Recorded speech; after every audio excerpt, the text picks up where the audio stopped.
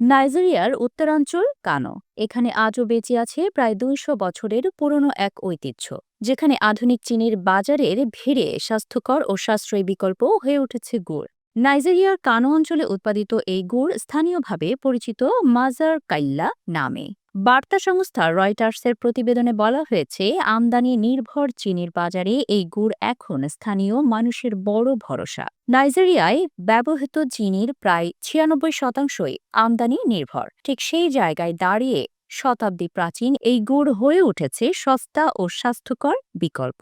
উত্তর নাইজেরিয়ার আখ খেতে এই গুড় তৈরি করছেন জামিলু উসমান। তিনি টিকিয়ে রেখেছেন তার পরিবারের প্রায় ২০০ বছরের পুরনো পেশা। বর্ষা শেষে পরিপক্ক আখ কেটে কলের মাধ্যমে রস বের করা হয়। সেই রস বড় ড্রামে দীর্ঘ সময় ধরে জাল দিয়ে ঘন সিরাপে রূপান্তর করা হয়। এরপর স্টিলের ছাঁচে ঢেলে ঠান্ডা করে তৈরি হয় শক্ত গুড়ের ব্লক।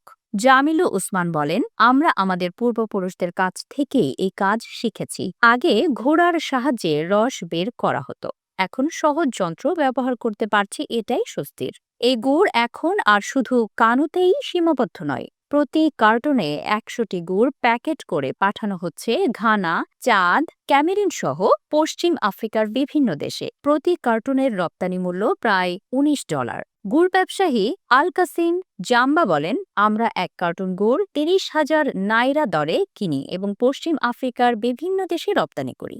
এমন কোনো জায়গা নেই যেখানে আমরা এই গুড় বিক্রি করি না। পরিশোধিত সাদা চিনির তুলনায় এই গুড় অনেক বেশি স্বাস্থ্যকর ও সাশ্রয়ী। শতাব্দীর পর শতাব্দী ধরে এই ঐতিহ্যবাহী গুড় নিশ্চিত করছে নাইজেরিয়ার গ্রামীণ জনগোষ্ঠীর জীবিকা ও স্থানীয় অর্থনীতি।